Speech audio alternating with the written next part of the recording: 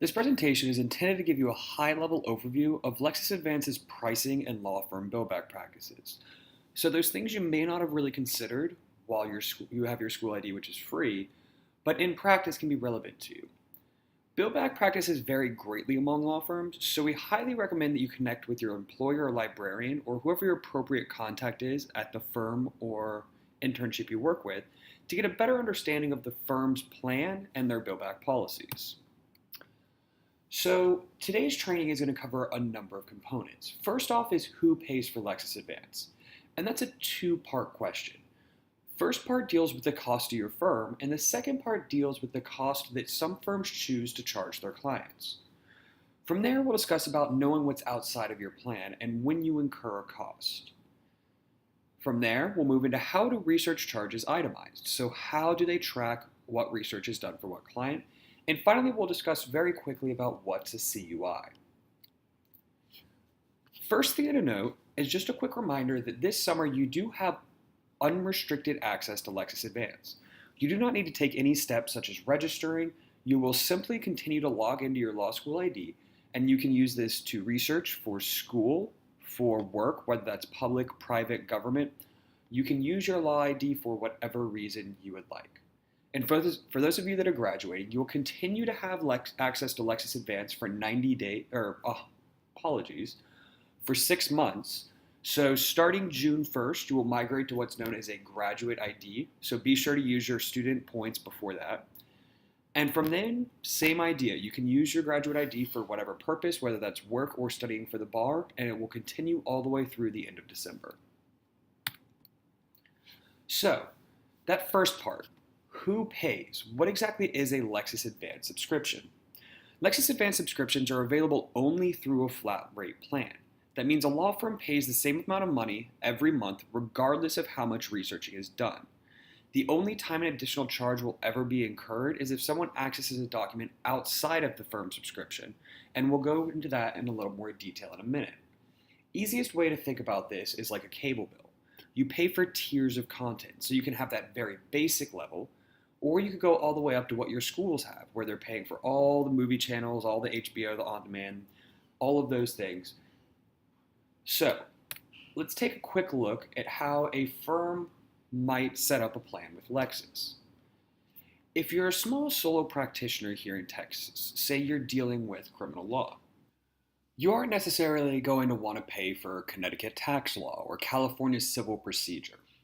So the attorney here could actually pay for just a single state primary content. So in this case, maybe they're just paying for the cases, statutes, and administrative materials dealing with criminal law in Texas. Or maybe they also want to add on the relevant federal primary content and some content-specific secondary sources. Here you can see the different ways and the approximate monthly cost they would have. So as you add additional content, the monthly price goes up, but it goes up in less incremental manners. Now, one thing to note is when you're using a law firm ID, the vast majority of your research is not going to cost your firm any additional money. We've actually tracked and found that 99.9% of all documents accessed on Lexis Advance are within a firm subscription. And also make sure you note other activities that are included in firm subscriptions are searches, alerts, Shepherd's reports, so all those other things. The only time a firm will incur an additional charge is when you purchase a document outside of your content. We'll come back in a second to who pays, the client aspect of it, to quickly discuss that out of plan we were just talking about here. Remember that less than 1% of documents are accessed outside of plan. The only time you will ever incur a charge is if something outside of your plan is purchased. And to do that, you must select the Get It Now option. How you can typically hyperlink into a case or a document through both where your keywords are or through the title of the document itself. All of that will actually be grayed out, and you'll see this Get It Now button with the price of the document next to it. Here you can see the outside subscriptions charges for each individual document type. Once you select this, you'll be prompted again to incur the charge, and then your firm would be billed whatever the document access charge is. So in this example, say you purchased a case that was outside of your plan, it will cost you $2, and you will maintain that case for the next 90 days. You can download it, you can print it, you can do whatever you would like. That document is now yours for 90 days. So in the past where you'd hear stories of a summer associate accidentally racking up $1,000 for a firm on the old time model or things like that, it doesn't happen anymore. It's very, very clear when a charge will be incurred outside of the normal subscription, so don't worry. Now, jumping back, we're going to go into who pays, what's known as cost recovery or bill back. So 40% of firms will actually choose to bill their clients for their online research. This is going to be outside of the normal hourly rate. There are multitudes of ways in which we can do this, but the most common are what are known as document access charge plus search charge, or primary law only. I'm going to go into document access charge plus search charge, as this is probably the most common one you will see. And this is the one used most often in AmLaw 100 and 200 firms. So effectively, there will be a flat rate that is charged by the firm for a search and for a document access. Going back to our $100 example, we can say that he charges $1 for every search he conducts and $1 for every document he accesses for a client. So if he does 50 searches and 50 documents, he has billed back $100. And something to note is that is the maximum amount he'll be allowed to bill back.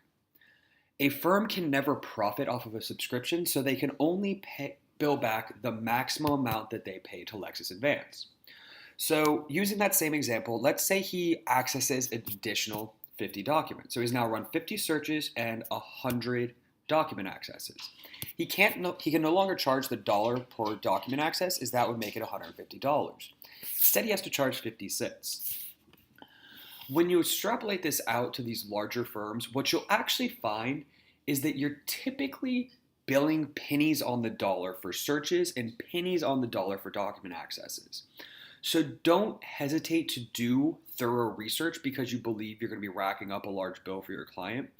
It is very, very minimal. As you'll see, the average bill back rate is about $40 when firms choose to bill back for the searches. And again, that will then be drastically discounted based off of the amount of researching done by a firm. And as we mentioned at the start, be sure to reach out to whoever your law firm librarian or contact is to get more explicit details on your actual firm's bill back procedures. So how are those research charges itemized? If you've come to my previous trainings, you know I always discuss setting up client IDs for your projects. It's to get in the habit of using them as you will when you're in practice, because this is how a firm monitors what research is done for what client. When you're on an internal firm ID, it will actually dictate that you select a client ID prior to ever starting your research. But if you're using your law school ID, it's a good habit to go ahead and get to now to set new client IDs for your projects and work on switching back and forth. At the end of each month, Lexis will send an itemized list to the firm stating the number of searches and the number of documents accessed for each individual client, allowing them to then use that to bill back based off whatever measure they do.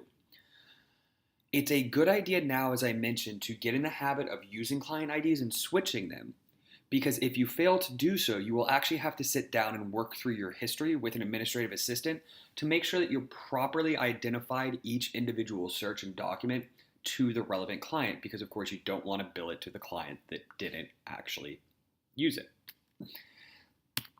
The final item that you may run into, especially those of y'all that end up in large law, is what's known as a CUI, or a custom user interface.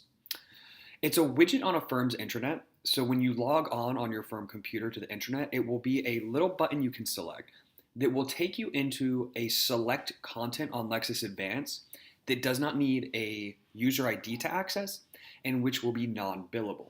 The most common ones on a custom user interface are the Matthew Bender Treatise series, so things like Larson's on Unemployment, Collier's on Bankruptcy, that you can read without billing to any specific client, as well as get in print. So just the ability to throw in a bunch of citations and have them directly print off to your firm's printers. This has been a very quick overview and a high-level look at how commercial pricing and commercial bill backing works. If you have any additional questions, you can always reach out to me directly, or you can speak with your law firm librarians as well as your law school your LexisNexis counterpart, my LexisNexis counterpart at the firm or at the government office. So wherever you are, if they have a Lexis subscription, they will also have an account executive. They can go into more detail on the specifics of your firm or your agency's contract itself.